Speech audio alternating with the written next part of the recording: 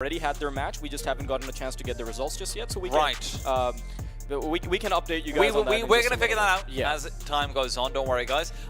I'm pretty sure he's wrong, and they're about to have their match right now. But hey, man, one of us has got to be wrong, so might as well make it a good 50-50 coin flip over there, which could be what we see from India, right? A 50-50 coin flip about what version of India shows up. Is this the version of India where they say, you know what, screw it, I want to have my highlights, I want to have my stats, I want to be able to have a portfolio to show to my next organization to try and bid for a salary raise, this, that. There are individual incentives that are here for players to perform.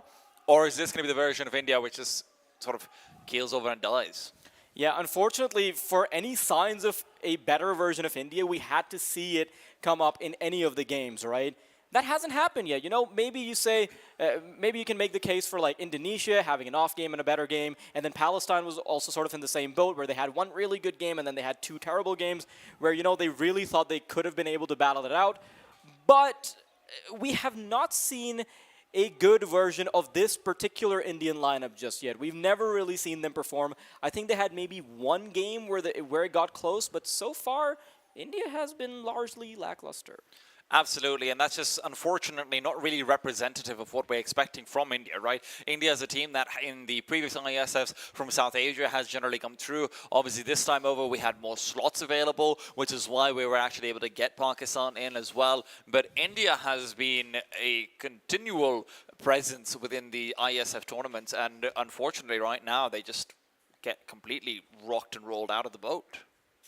Yeah, not really something you would expect entirely, but also with how much of a mixed bag this entire tournament has been, it's not like a super unlikely scenario either. And honestly, the other teams have been looking a fair bit better. Now, you're looking at me inquisitively like you're either about to ask me a question or about to tell me the Palestinian and Indonesian You are standing. right. Okay, but who won? Indonesia has already won. Okay. So now it's a three-way tie over in Group B, and I have zero idea about how that's going to completely function out. It can't be head-to-head, because as Team Australia pointed out to us when we were having a chat with them earlier on, Australia beat Palestine, Palestine beat Pakistan, Pakistan beat Australia? Yeah. We're going to figure that one out, but right now we have to figure out India versus Iran. And India versus Iran is very heavily going to be predicated around the AWP versus AWP as well. Because for me personally, the interesting thing about this is obviously Zeron is a big part of Iran. We've already seen that. But the AWPs for India is actually a lot less clear because we've seen SK WoW pick up the AWP. We've seen Fired Up pick up the AWP on Revenant as well. We've seen just so many different showings from India. I don't actually know who's going to be the one to try and fight against Iran at all.